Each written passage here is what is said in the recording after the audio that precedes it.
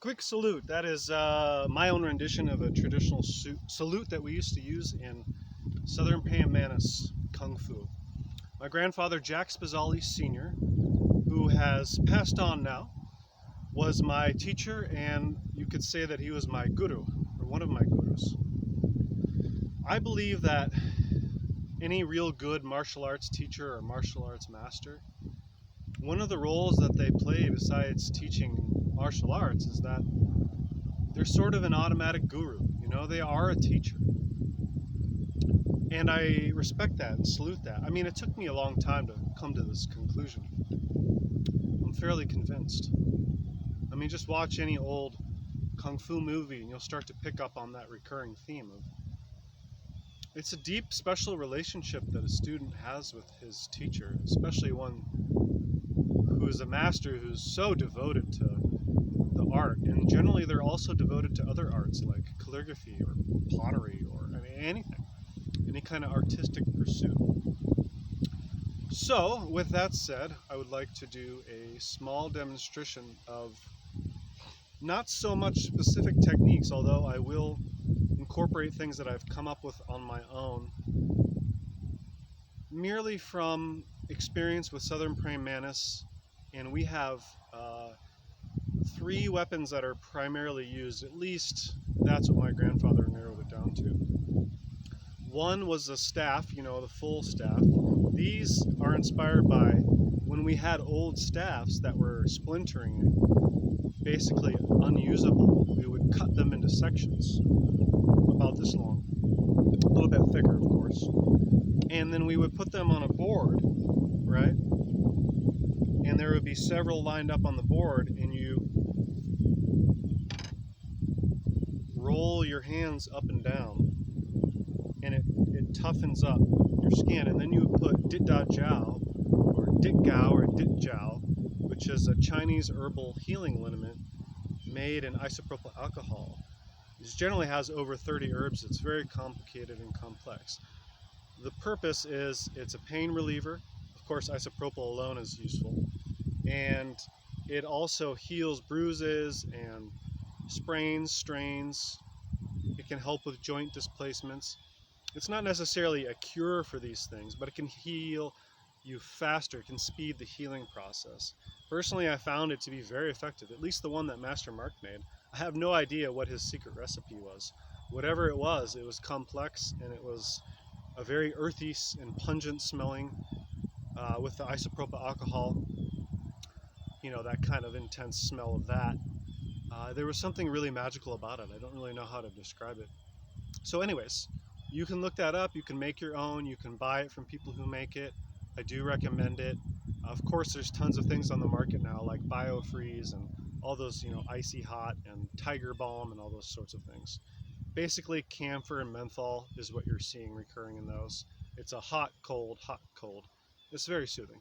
So, you know, there's also ones with CBD in it and whatnot, and I'm not totally sure of the effectiveness of it, but I did try it once, and it was very good. So, let's move on to this. There's something really interesting about the sticks. I carry these as a self-defense weapon because you're really not supposed to carry anything that really is a weapon, you know? And I don't advocate violence. I am a very non-violent person.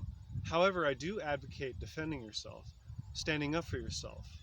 And if somebody that you are close to is in immediate danger, or a child, or somebody that cannot protect themselves, you know, it's just something I've really wrestled with, and I don't know how many people take it as seriously as I do. I grew up with yoga and I grew up with Kung Fu. In yoga, the yamas and the niyamas, which are often overlooked and we skip straight to stretching, is observances and vows, similar to the 10 Commandments in the Bible, albeit a little bit differently.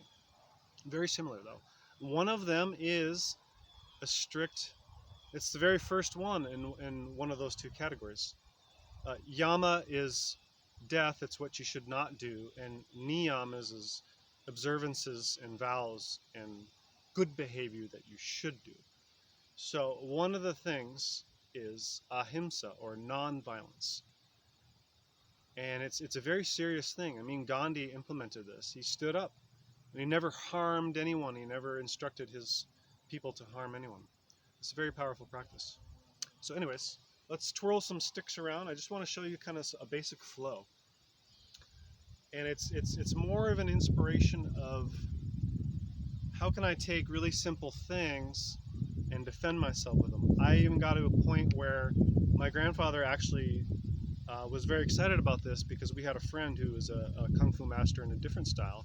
It was some kind of a dragon style, and he invented his own not just style but form. Let's just say he invented forms that were based with a walking cane, but specifically the kind of cane that has that curl on the top, right? So he demonstrated this when I was young and full of ego and not very good at martial arts yet. He knocked me flat on my butt with a cane simply by twisting it around my legs.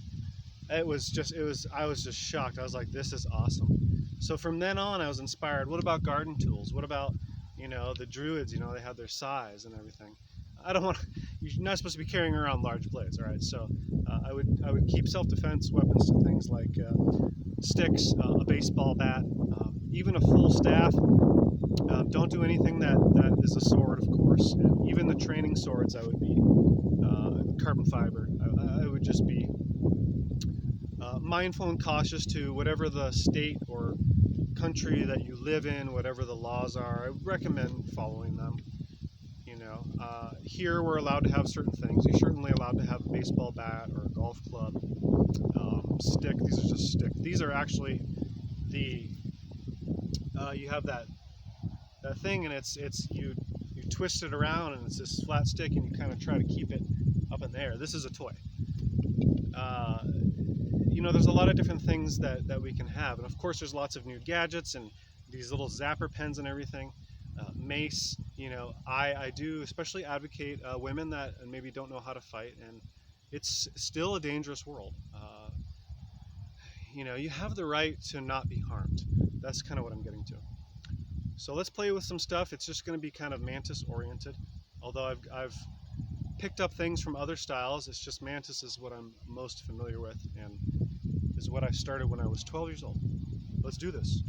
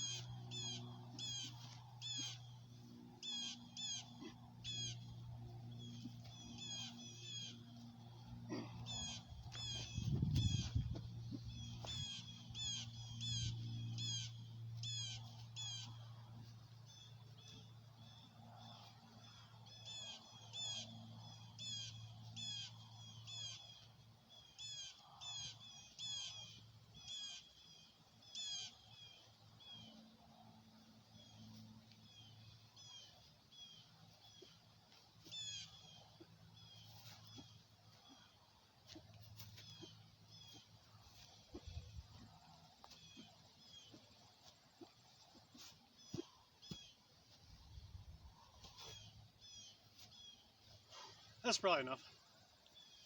So, let me recap what I was doing. Clearly, it just looks like I'm dancing around. Maybe. Number one, it's a very aerobic form of exercise, especially when you incorporate different boxing and normal.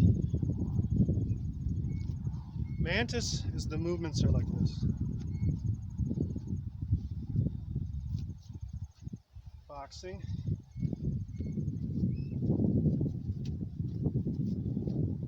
All right, pretty simple. Mantis also has this.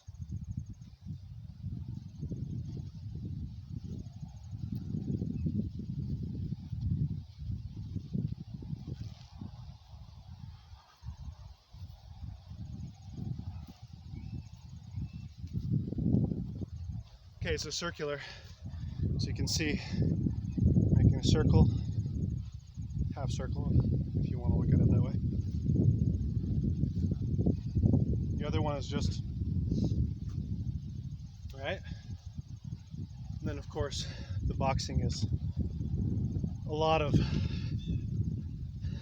dancing, prancing, romancing. I love that. I love that so much. My friend studied some southpaw boxing, and we've been loosely working on creating a fusion of southpaw and southern mantis. I think this is going to be fun.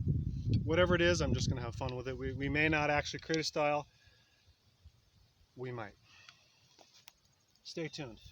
I have been posting the videos that have the correspondence of us workshopping it back and forth. Well, I'm at least showing my versions of it. I don't know if he wants me to do that yet. It's important to have permission. You don't want to just post everyone's stuff, even though sometimes I do. I think what we'll do is, since I mentioned the guru, and that is what inspired everything, I think what I'll do is do a quick prayer in Sanskrit. It's just a hymn to the guru. Guru Brahma, Guru Vishnur, Guru Devo Maheshwara, Guru Sakshat Param Brahman, Tasmai Shri Gurve Namaha. 2 more times. Guru Brahma, Guru Vishnur, Guru Devo Maheshwara, Guru Sakshat Param Brahman, Tasmai Shri Gurve Namaha. Guru Brahma, Guru Vishnur, Guru Devo Maheshwara, Guru Sakshat Param Brahman, Tasmai Shri Gurve Namaha. Hari Om, Hari Om Tat Sat. So what that means basically is the guru, the teacher, the preceptor, is Brahma, the god of creation, Vishnu, the god of preservation, Maheshwara, the god of destruction, Shiva. The guru is absolute Brahman, which is the omnipresent, formless God. Verily, we circumambulate the guru. Circumambulate is to walk around in a circle, usually going that way, clockwise. It's very powerful in spiritual practices, pilgrimages. It's hard to explain what it means. The circle is important. It's also a sign of reverence, respect. You're really humble and you bow to that individual or being. Usually it's around a statue of a god. So, you know, you're elevating the guru to a status as not a normal human being. They're playing a role. It's not necessarily that they are God, although they might be. It's possible. They are said to be a mirror of God, the true gurus. Well, it's hard to tell what's what. There's a lot of fake ones. I'll never call myself that, just a teacher. So, but the real gurus, like my guru, for example, Master Jinfun Mark of Southern Praying Mantis Kung Fu, who also passed not too long after my grandfather passed. He taught my grandfather for about 30 years. Master Mark was a true master. And my grandfather was as well, although he did not call himself that. He just called himself Sifu, teacher. Master Mark was he was on a whole nother plane. It's hard to explain. he was a guru. So he had many disciples. And we should just really honor that. If we forget the roots, we're totally at a loss. We've lost touch. That's why I'm all about the supernal and the ancient. Not that we live in that time, we fuse them together. You want to be totally cognizant of the all and never leaving out any of the parts. With that, I leave you. Namaste. May you get value from these things. Be nonviolent, but also know how to stand up for yourself. If you don't train, you won't be able to fight very good. Very few people can just automatically